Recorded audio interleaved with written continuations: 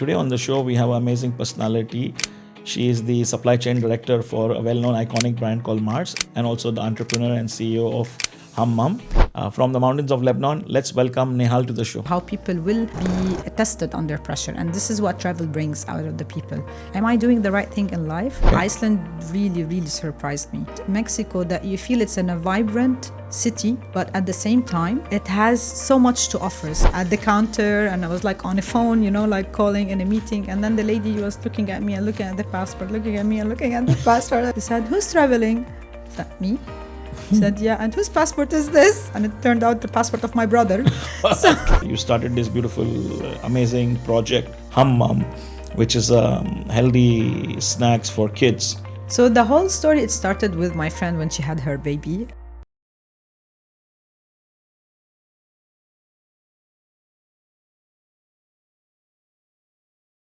Welcome to License to Explore with your host Rohit. This is a show where we take you on a journey on amazing places with our most amazing guests. And today on the show, we have an amazing personality. She is the supply chain director for a well-known iconic brand called Mars and also the entrepreneur and CEO of Hummum. From the mountains of Lebanon, let's welcome Nihal to the show. Hello, Nihal. How are you today? Hello, Rohit. How are you today? Great. Nihal, although I've introduced you, I think it will be good if you can also tell the audience who you are and a little bit about your background. Yeah, so my name is Nihal. I'm from Lebanon, born and raised in the mountains of Lebanon. And I've been in Dubai for the past 13 years. I'm Wow. currently working as a corporate executive in supply chain. And also I have my own brands for kids, healthy snacks called Hummum. Healthy snacks called Hummum. Healthy snacks. So Nehal, you've been to 5 continents and more than 45 countries, and it's totally amazing. And you're from the mountains of Lebanon, so you're truly a mountain baby. Can we say that? Yeah, you can. Okay. So before we actually open your files and talk about your career, and we definitely want to speak about your role at Mars and Hammam, I want to know that when did the travel bug actually bite you? What was your first trip or first memory? When did you start traveling? How old you were? What really happened? Yeah. So basically, our home is very close to the airport. So since I was young, we always used to look at the planes, and I always wondered like where are they going, what they're doing, what their stories, and how they basically like live their life in the plane, and what does it mean. And the first time, I'm gonna talk about the first time I hit the travel alone without the family, because it's a different experience versus the family. So the first time I went to with friends, it was to Paris. So Wow. yeah, it was an amazing experience. Like something that I want to discover the unknown. It's between culture, between museums, eating croissant. Looking vintage, visiting an area that you never explored before, especially that in Lebanon, because we're very close to the French community. So I wanted really to explore. But what made it different, and I think this is what made me really love travel at that time, is visiting Disneyland in Paris. Wow. And it was like a dream come true, and it was like like a childhood dream just came to reality. And this is when I felt like everything is possible in life. Like if you want, you can Mashallah. do anything. You know, it's crazy. We never spoke about this, but I've been to Paris as well. And when I went to Paris, I also went to Disneyland. That was an amazing experience. That was many years ago. Yeah. It was back in, I believe, 2003 or 2004. Wow. Yeah. But tell me, look, Lebanese culture has a lot of French influence already, right? And the irony that you went to Paris straight, because already there's French influence in going to Paris. It's kind of connected, right, somehow? Yeah, it's because you hear a lot of stories since you were young, and you hear a lot of people like, we're traveling to France, we're going to Paris, we're coming here. And I think this in your subconscious mind, sometimes it's just to stick like, okay, I want to discover those stories that everyone in the family are talking about one day. And this is why, like, maybe when I had the chance to go alone with friends, so we said, like, okay, Paris is the destination. We're gonna try and discover. Amazing, amazing. So every traveler has a persona. Yes. Okay. Some of us are adventure travelers who go after adventure and thrill. Some of us are business travelers. We travel because of our work or our routine. Some of us are, comfort travelers or budget travelers. What's your travel persona like? What kind of a traveler are you? I would say I'm the mix of all, because I believe every travel has can discover on a layer for you and your personality. So the way I manage my travel, usually in a year, I try to at least to travel 3 times a year, and that's basically my plan. One is a pure adventure, and this is basically when I kind of test my ability and my skills. The second one, it needs to be more luxurious, more like like relaxing, trying to just to feel myself. Like a pampering trip. Pampering trip, more or less. And the third one, it needs to be very vibrant, and it needs to be about discovery and also about self-development. So self-development can be from a business side, it can be from the personal side. So those 3 trips are usually the trips that I plan each and every year. Wow, that's something very unique. I don't see many people doing that. I think you have a unique way of doing this. So this is a question we ask everybody. So if I handed you today a first class ticket, no questions asked, where would you go and why? I think the country that I always wanted to visit is Japan. Okay. And I didn't visit yet, and I don't know why. But I love the idea of Japan, the contradiction of the country itself. You feel like this country is ancient, but yet futuristic. And at the same time, you feel it's calm with nature, but at the same time, it's vibrant and rhythm, and the neons of Tokyo and everything around it. So I feel I wanted to live this experience in Japan where I feel this contrast and this contradiction, to see the beauty when there's contrast in life. You know, you're not alone. I've not been to Japan too. And on this show, actually, we already now 17 episodes, and a lot of my guests have spoken about Japan. Some of them who've been there, and the kind of contradiction it brings along, as well as some of them who want to go there or it's in their bucket list. Yeah. And it's a very interesting destination. I think with the advanced technology they have and the neon lights and the culture and everything, it would be very great to address. Exactly. So Nihal, let's talk about a little bit about your roots. Let's go back. You were born in the mountains of Lebanon, and you're a mountain girl, so a mountain baby. So how did growing up in Lebanon actually shape your personality, your curiosity, and the urge for travel and discovery? We used to spend all summers basically in the mountains of Lebanon, our village. So most of the Lebanese people, even if we're living in the city, most of us, we come from the villages side or the mountain side. So most of our summers are there. So when we were young, we used to play hide and seek. We used to play treasure hunts. We used to just go for a hiking for the sake of fun, nothing else. And I think this is where the discovery and the curiosity of discovering something new. So in Lebanon, I used to spend most of my summers in the mountains. And in the mountains, especially in my childhood, what we used to do, we did not have social media, we didn't have iPads. So everything that we used to do is to go to the gardens, to go to the open trail, to do hiking for fun, basically, and try to discover treasures. We used to see, because it's an open area, a lot of mountains, we always think that there's treasures in the mountains, and we used to play to go and try to find those treasures. And I think this is where I created, or it's helped me in discovering new things and shaped my curiosity about life and about discovering new things in the world. Amazing. So mountains, I know Lebanon has many mountains. I think you were from the Byblos mountains, or? Yeah. I had a great time when I went to Lebanon. I went to Beirut. I went to Batroun. I went to the mountains. I went to Mount Sanin. It was so beautiful and so much pleasant, just being in the mountains and having a fresh juice or admiring the nature. Yeah. It's totally amazing. So tell me, we spoke about your first trip to Paris, yeah? That was your first international trip outside of Lebanon. And what do you remember most vividly from that experience? Is there some unique experience that you had during that first trip that is still stuck to your mind? Other than Disneyland? Other than Disneyland, yes. I think one moment it was when I went to the Notre Dame Church. Mm-hmm.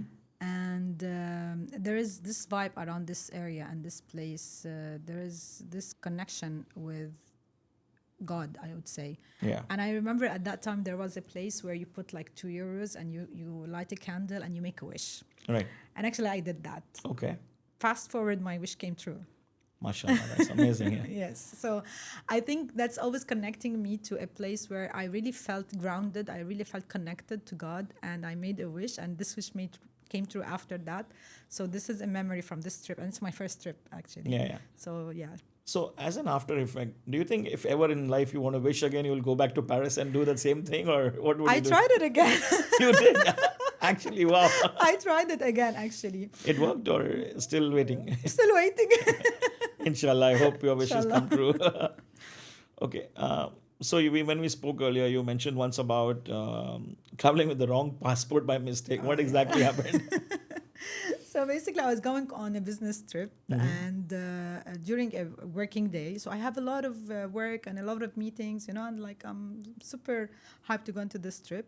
So I just looked and I found a passport. I took this passport, I put it in my bag, and I went. I ordered my taxi, went to the airport, at the counter, and I was like on a phone, like calling in a meeting. And then the lady was looking at me and looking at the passport, looking at me and looking at the passport. I was like, and she wanted to talk to me. I said, yeah, to London. And she's like looking at me, ma'am, it's like, sorry, I'm on the phone. So I continued talking with the meeting I'm having, and she's like, sorry. It's like, yes. She said, who's traveling? I said, me. She said, yeah, and whose passport is this? And I was like, well, might be my passport. So I took the passport, I opened the passport, and it turned out the passport of my brother. So, That's really hilarious. so I was like, oops, sorry. And I had to do a lot of things to get the passport back. So in the last minute, she said, like, you have only 1 minute. If you don't get your passport, we're not going to board you in. So I had to call people, sent an Uber. They went to my home, get my passport, send it. And exactly, she said, like, okay, we're closing. I said, the driver is outside. So I was running through the airport, getting the passport, running past, and then running all the way to get to the plane as well. So You managed it, yeah? I managed that. That's amazing. managed it, So yeah. luckily you went early to the airport. What if you went last minute? Then it's very challenging. Yeah, exactly. All right. You often do these trips when you spoke about, you travel 3 times a year and one trip is adventure and one trip is something else. But I remember when we spoke, you spoke about these multi-country trips, right? Yes. Like hopping between cities like Paris, Iceland, Norway, and Denmark.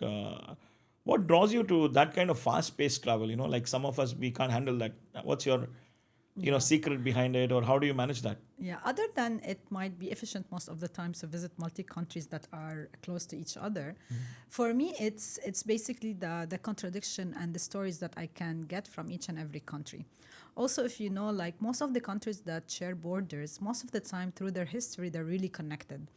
And in order to have a story and to live really the culture and the history, it's important that you visit all these connected countries, so you can understand when you read about their history, when you read their books, when you read, the culture and the thing they share in similar, whether it's food, music, or culture, you can really connect the dots and understand the full picture. So that's what basically drives me to do multi-country, so I can connect the dots and know the stories. The other part is it's the vibe of you, because sometimes we say it in a funny way, like, oh, I had the breakfast in Paris and I had the dinner in Iceland. Like I wanted to do it and I did it, like Okay. I wanted to create this kind of contradiction and contrast, to see something like as if you're traveling through time. Yeah. When you're in one place and in the same day you're in another place, and basically in the third day you're in another place, and you Wow. feel like you're wandering around. That's a Yes. great mindset. That's a great way to look at it, because not many of us can look at it the way you look at it.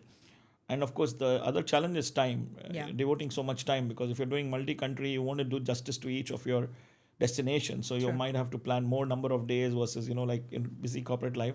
True. Sometimes we can only take 1 week off at a time, or maybe 2 to the most, and then more than that becomes challenging. Exactly. Right. So you've been to different continents, from Latin America to Asia and Africa. Which destination surprised you the most, and why? I'm sure there's more than one, maybe, but you Yeah, can more pick than one. one. Actually, I would say two in precise. It's Iceland and Cuba. But if I want to talk about God's nature, I would talk about Iceland, because Okay. Iceland really, really surprised me. It has a different kind of nature, from the volcanoes to the, like to the black beaches, to the waterfalls that feels endless, to their nature in a way, even to their hot springs, which is something that you cannot find, and also the geysers that you can only find in Iceland. So for me, it was really fascinating, and there is a stillness and silence in Iceland that I never experienced in any other part of the world. So it takes you through a journey of grounding, which with this nature that you cannot find anywhere else, it makes you like stop and wonder and kind of like say, like, oh wow, how like magnificent this world is, and how tiny we are in this world, and how the nature can be in different types as well. It's amazing. I've never been to Iceland, but it's definitely on my bucket list. And Yeah, I recommend what you it. spoke about stillness is something which I value a lot, because normally you're going to a destination, it's very busy, crowded, traffic, and you're already facing that in Dubai today, Yes, or wherever correct. you're living, and then it's the same thing, right? The city life. You want that change of atmosphere, culture, the story, the memories and everything else, right? True. Awesome. So tell me about Mexico. You've been to Mexico. I love I've been Mexico. there too. I've been to Cancun and Playa del Carmen and Coba and a few places around that area. But what I really want to ask you, what stood out to you the most from Mexico? Was it the food, the people, or the energy? So Mexico has its this rhythm. It has its own rhythm. You feel like everything goes in a music with an energy and colors. So the energy there is vibrant, is living, and you instantly feel like you belong. And the people are really friendly. They make you feel welcome. They make you feel like you belong there. So there is this energy about Mexico that you feel it's in a vibrant city, but at the same time, it has so much to offer. So when you go into the streets, when you look at the people, you see that some people are at the streets singing or dancing, and like you can see tacos everywhere. I feel it's like a contagious joy that you can find in this city, but you cannot find it a lot Anywhere in else? anywhere else. Yeah, the energy is amazing But if you there. had to pick one thing, would it be the people or the food or one thing that really, like you really can cherish from that trip or from that memory I down the would I lane? would say the people, the The warmth people, of the the people. warmth of the people, right? Yeah, They're amazing, right? They're yeah. so friendly and So friendly, open-minded, and so friendly. it's like they will not, even though they don't speak the language, they will always try to support you in Exactly. whichever way possible. Okay, you also explored places like Malaysia, Thailand, Singapore, and also Egypt, right? These are all very different places, and some of them are my favorite destinations too, as well, and I've been there. So, is there a particular moment or experience from one of these countries that you want to talk about? Actually, those countries are amazing, and each one has a lot of things to offer. So they have their beauty from some of the islands for these countries, but also as well their cities are vibrant Yeah. at the same time. So Egypt, for example, Yes. it offers a lot of contradiction, which I like, and contrast, because you can see the busy life in the city of Cairo, but at the same time, when you go to Al-Aqsa or Al-Aswan, where you feel like you're going back in life to those through In- those temples, through those pharaonic stories, that you feel like you belong there.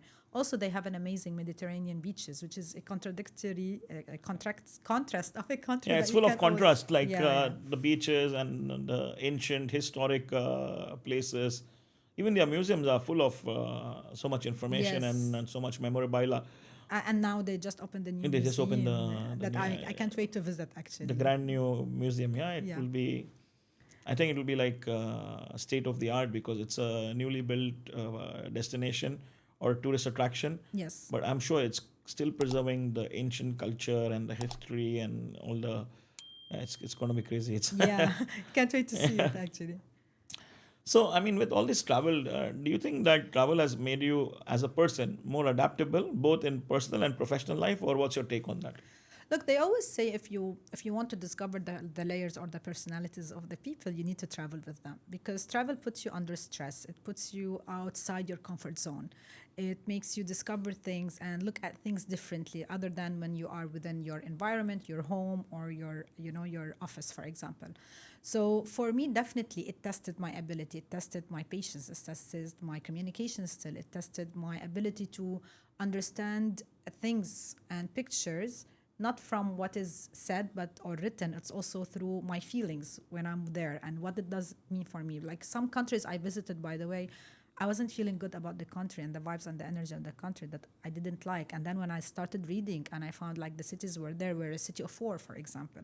So the feeling of the countries are completely different. And Different. also it helps you to shape a perspective about life. Like in Cuba, when you see those people that are living a little joys, and they're like still in an ancient country with the little they have, it makes Yeah. you really understand, am I doing the right thing in life? Is It what I'm questions your mind, it right? It questions questions your your ability. mind, it questions your ability, and at the same time you see like, what's happiness for me, which moments is it just for me being in a luxury travel, for example, or is it in those simple moments that I lived with people that they are like not connected to me, but somehow I felt connected to them and I learned from them something.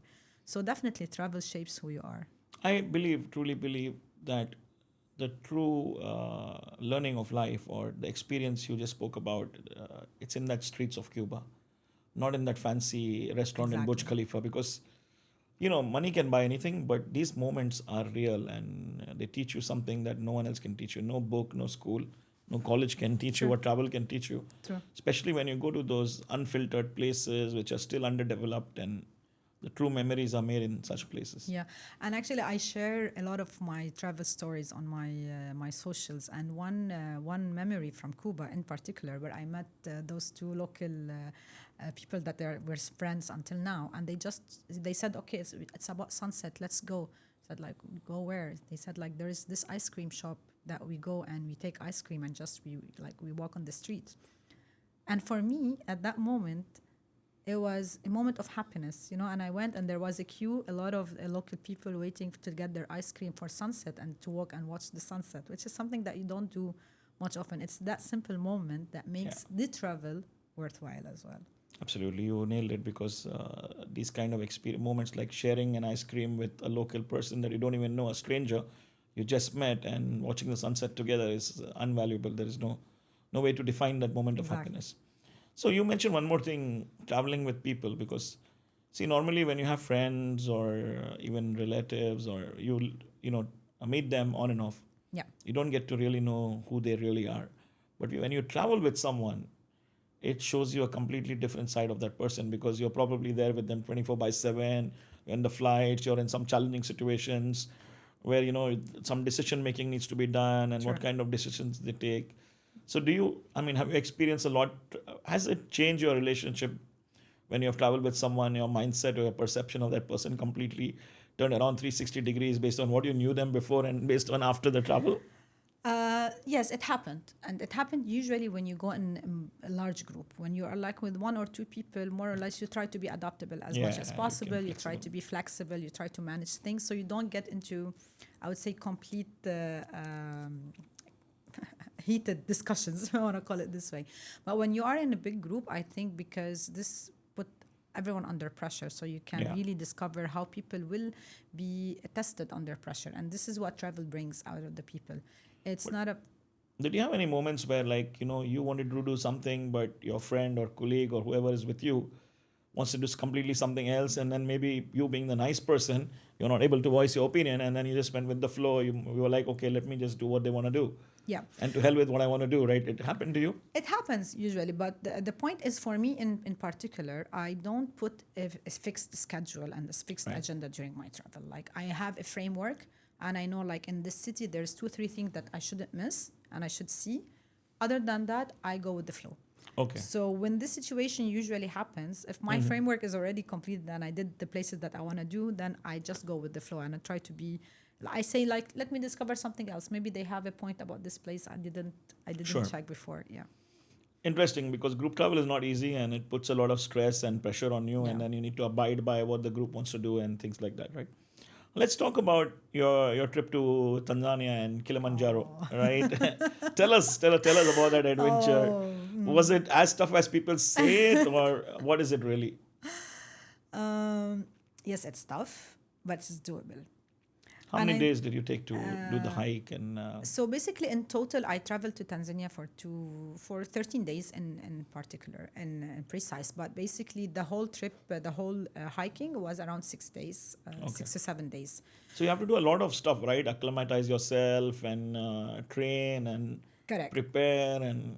Actually, the story of Kilimanjaro is a funny story. So I have my travel buddy, a friend, and we traveled together a lot. And at that time, that was basically early 2019, and I had a very personal stuff going on in my life, and I wasn't really sure how to, I wanted a change. I wanted something different in my life. Change your mind, or take your mind away from things. So it was my birthday, which was January, and she called me and saying, "Hey, happy birthday!" And I know, I'm sorry because of the time zone difference. She's like, "I'm sorry. I know it's almost midnight." I said, "It's okay. Don't worry. I'm just still working. I'm on my laptop." And then like, "Why? It's your birthday. You need to go and celebrate." So I don't think I'll celebrate. And then I asked her, like, "So what's your plan?" She said, "Oh, by the way, I'm going to Kilimanjaro." I said, "Really? When?" She said, 28th of February. So basically, it's like almost 1 month. And I said, "Okay." She said, like, "Want to join? Maybe it's something good for you." I was like, "Yeah, but I didn't train. I didn't prepare myself. I don't have the gear. I have nothing." She said, "I'll think about it." I said, "I'll think about it and I'll tell you." So next day I woke up in the morning. The first thing that came to my mind, just do it. So I called her. I said, like, "I'm in." It was literally like a call in your head, yeah? Literally, it was a call. Like, she sent me the link. I booked. And then I was like, oh my God, I have a lot of business travels here and there. I'm not sure if I'm going to be able to make it. So I didn't train at all. But I'm someone who goes to the gym. Yeah, you're generally very always. fit. I wanted to say But like, that. I didn't do hiking. I didn't do like those calves training and this breathing exercises that they tell you to do. And even I asked my friend to buy me some of the gear that we need in that trip. So I went to that trip. I did not expect anything out of it, but all I know that I need to summit Kilimanjaro. That's like the bold title for me. Like, I need to summit Kilimanjaro. That's amazing. That's amazing. Yeah, but to quickly talk about it, it's basically it's tough, but it tests your mental capability. Before the summit, by like 8 hours, I had altitude sickness, exactly. Yeah. And the guide, he said, like, you need to go back to the base camp. You cannot continue summiting the Kilimanjaro. And I said, like, no. I didn't come here to go back. It's also the fear of heights, right? I mean, like when you're climbing too high, you have this sensation, you get that your body shakes or something happens to you, right? It's mainly through the oxygen, because when the Okay, oxygen goes low, lack of yeah. oxygen, so your body doesn't really The pressure, react, the body and pressure. the Yeah. No, so I had an incident. I'm not going to talk about the incident, Okay, but scary. the guy said, like, you need to go back to the base camp. You cannot continue. And I said, no. And then, okay, you know what? Just give me 1 hour. If I don't get better, I will not take a risk. We can go back. And this is when I said, I'm not a quitter. I will do it no matter what. And here it's not about the physical toughness, it's about the mental toughness. And I did it.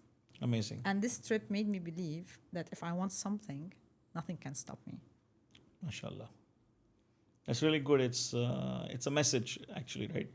Like in that moment when you had this challenge or you faced this problem, and there was a situation also where the tour guide or the operator was like, no, you got to go back. But there you kind of stood up, you took a stand, you said, no, I'm going to give it a shot. You gave it a shot, you asked for an hour, and it worked out in the end, and you finally reached that summit, which was the peak point, the achievement. Yes. It's an amazing feeling, right? Yeah. You can't pay I was millions of crying dollars at the summit. to get this feeling. Yeah. That's awesome. So you visited 45 countries now, right? Is there still one dream? I'm sure there's a list you have of places you want to visit, but which is your dream destination out of that list that you really want to go to soon? Other than Japan. Yeah, Japan is the first class ticket, but like your Yeah. dream destination. It need not be far, it could be nearby, it could be a place that is really something you've been planning for many years, but it didn't work out or whatever happened. Aloha, Hawaii. I've been there, by the way. Yeah, how was it? Oh, it's amazing. It was a company trip. We had a sales kickoff in Hawaii. We were in Oahu and went to Hawaii. It's amazing. We had a lot of time. We were there for a week. It's a dream come true. Oh, wow. You must do it. It's been on my mind since some time, but let's see. Hopefully soon. Let's shift some gears. Let's talk about some tips and tricks. Right. So, is there a travel hack that you think that most people don't know about? Travel hack.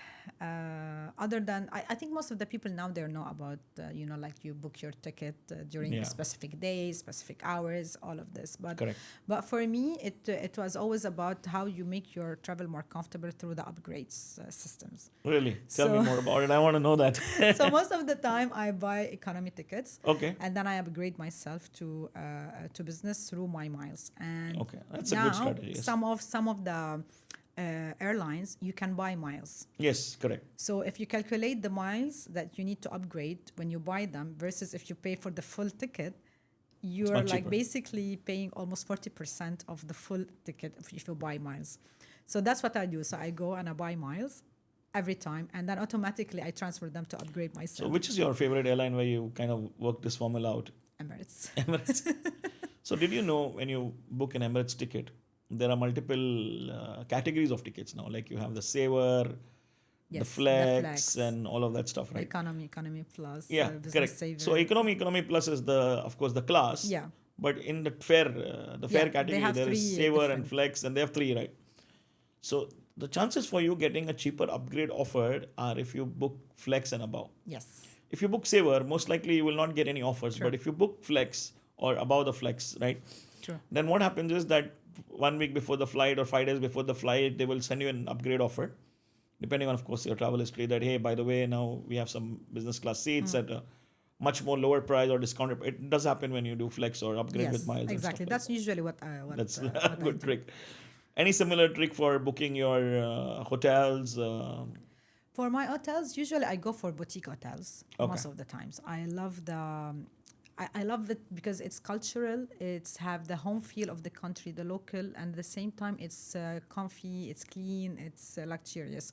So I always look for the hotels, so basically online on some of the main known bookings, and I try to reach the hotel directly because you start building the relationship with the right people with the hotel before even you come to that hotel. And then I try as much as possible to book directly with them because they can give you a Better rate. better rates. That's a good trick. Okay. So tell me, what do you think is a common mistake most people do while traveling, like a travel mistake that people make or a rookie mistake? Is there something like that you are aware of? Yeah, actually there is a lot. One thing that I learned that if you want to book like excursions, don't book it online or don't book it through those company. Try to book them when you arrive to the country, unless something that you know like you need to buy a ticket Right. separately.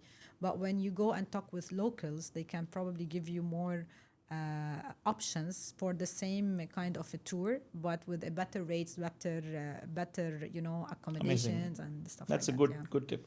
Let's talk about a little bit of your packing mantra. You have like a way to pack or any special guides for people to pack their stuff? Yeah, so basically, I try to put a color mood board most Okay. of the times because this helps me to mix and match my outfit. And like with the travel, you always need to take pictures and post Yes, and all of Instagram this. moments. Yeah, exactly. So I try as much as possible to make it mix and match. And I buy a lot of like those zipper part of a pocket zipper pockets, like they are Okay. that much. So each outfit I put it in each one of them. And so you know which one to So I pick know and which when to one to pick. pick. So it's like organizing Exactly. your stuff, color coding it. Amazing. That's Yeah. really, something which only a lady can tell us about. Because as men, we don't really care so much Yeah, about that. yeah. It's So important. I notice you wear some rings and earrings and stuff like that. So when you travel, what's your jewelry dilemma? Do you carry your jewelry with you? You pair your jewelry with your styles, or what do you do? Yeah, so I think this is a dilemma indeed because not all places are safe, Safe, yeah. and sometimes it's not about all safety. It's about you in the rush of the travel. You might you remove your ring, put it somewhere, and then Yeah, you yeah, forget you because at forget it. home if you put it like it's gonna be there, but Correct. like In if you're in Dubai, a if you leave hotel, it here also, also it's gonna be here and there. it's So gonna be safe, but it can't do that everywhere. exactly. So for me, I wouldn't wear jewelry, but I would probably wear something that is not really dear to my heart. So it's not like an So even if item you that lose it, my you don't mom care. gave it to me or my sister gave it to me for, and it has very sentimental part because if I lose it, I'm gonna be very not Sad happy. about it. Yeah. I And understand. definitely not very expensive stuff as well, as much as possible. So I still select small styles that fits with the outfit that I created. I love accessories while traveling because it gives you this part of you to express yourself differently when you put like big earrings or big statement necklaces. Yes, Where yes. today in your day-to-day life you cannot do it because like when you go to the office you cannot Right. wear this kind of accessories. Awesome. Let's talk a little bit about your life and your career and you being in Dubai for the last 13 years. Okay. Tell me a little bit about how you built such a powerful career at a big company like Mars in supply chain as a supply chain director. That's really impressive. So tell us a little bit more about your journey, how it began, what your role looks like today. Yeah, the journey of Dubai started in 2007 when I visited Dubai, and Dubai wasn't Dubai that we know today. Yeah, It yeah. was basically few malls here and there, few buildings here and Correct. there. And I fell in love with the city. I fell in love with the energy. I was able to see the vision of the city since 2007. And then I wanted really to come and work and live in Dubai. And fast forward to 2012, where I received a call from Mars saying, "Okay, we have a role, and we saw your CV on LinkedIn, and we are happy to have an interview with you." I used to work in Lebanon in the same industry in another multinational company in supply chain as well. And then I joined Mars back in 2012, and I think we were able to grow together. So the company made me who I am today through a lot of self-development experiences, connecting to other people. And the city gave me a lot of things as well, which is the fast pace, how you can evolve and develop, and at the same time connecting with a lot of people from different background, different cultures, different languages, makes you feel like there's a lot to explore, and makes you really have the energy to wake up every morning and do more and add more.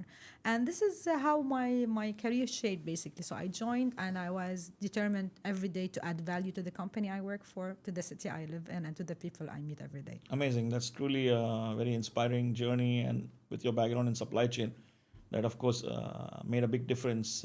And just being discovered on LinkedIn by such a big company, that's kind of Yes. a good story. Today's world, it's hard, I guess. I think back in the years, because I also came here in 2002, so I can relate to what you said in terms Yeah. of what Dubai was at that time and what it is today and how it has evolved.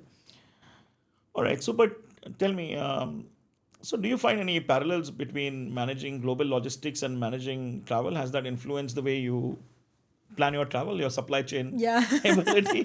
Is that your secret? Yeah, actually, if in supply chain, the most important thing that we say, make the touch points as much as possible less. So if I'm moving this box from the factory to the shelf so consumers can have it, I need to make sure that less people touch this box, so it goes more into the seamless way to be delivered. Okay, that's very interesting. Yeah, and the same way I do for travel. So Let's jump into your entrepreneurial side. You started this beautiful, amazing project, Hummum, which is healthy snacks for kids. Tell us the story behind it. Why did you do this? What is the inspiration? How did this start? And what it looks like today? yeah.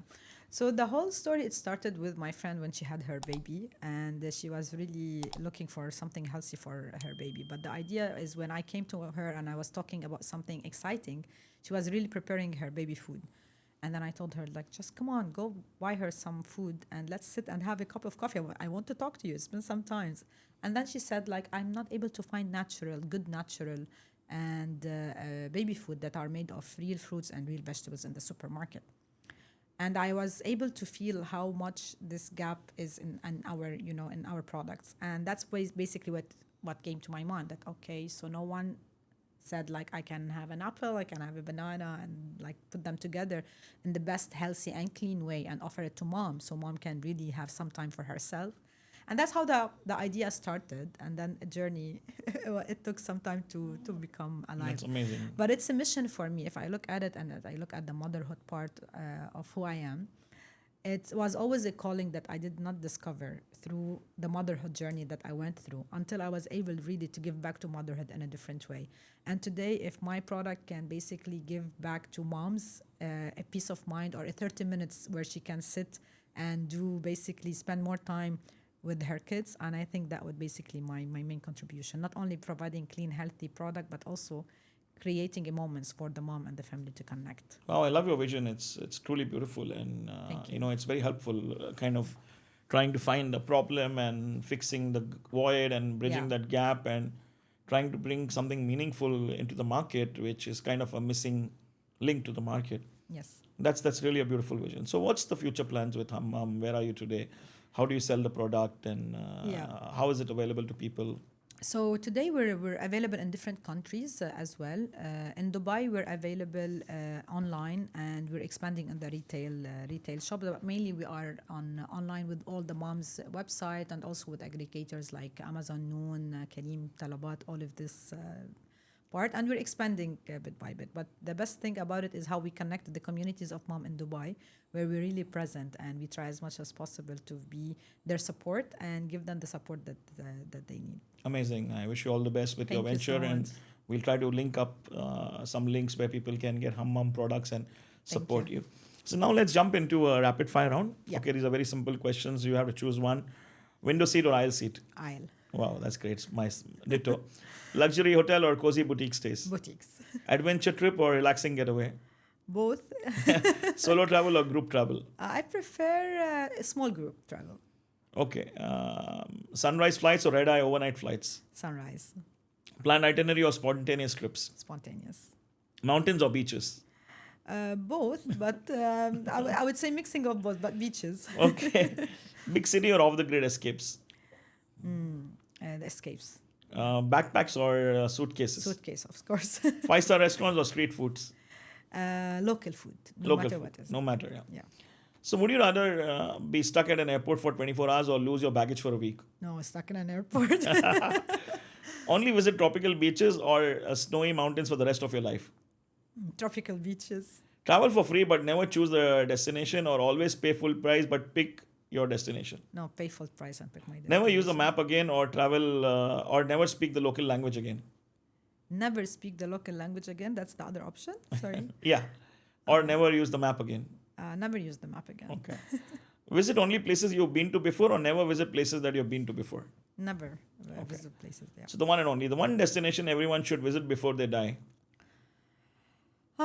Iceland. Iceland. Yeah, I would do that. The one travel experience that changed your life? Kilimanjaro. Tanzania. Kilimanjaro. The one country that still surprises you every time you go there? Italy. Italy. Okay. The one thing you always buy the souvenir when you travel? Magnets and coffee mugs. Okay, great. I do buy magnets too sometimes. And souvenir spoons. Like The one thing you always forget to pack? my slippers. That's a common problem. But luckily in I most know. hotels you find alternatives, so it's Exactly. easy.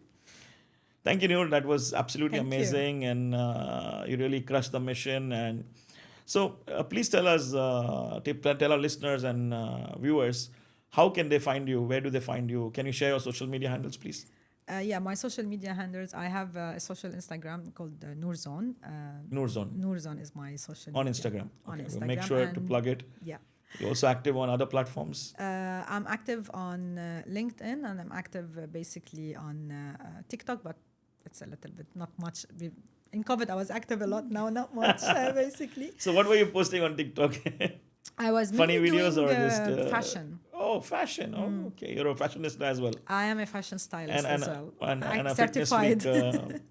You're a fitness freak too, right? I'm a fitness. You're always in the freak as gym. When I call you, I'm in the gym. well. Yes, correct. Thank you, Noor. It was great talking you to you so and great much. having you on the show. Thank you, Rohit. With that, guys, that's a wrap. And it was amazing talking to the beautiful Noor and understanding her journey. Hopefully, it inspired you a lot. It inspired me for sure. Thank you.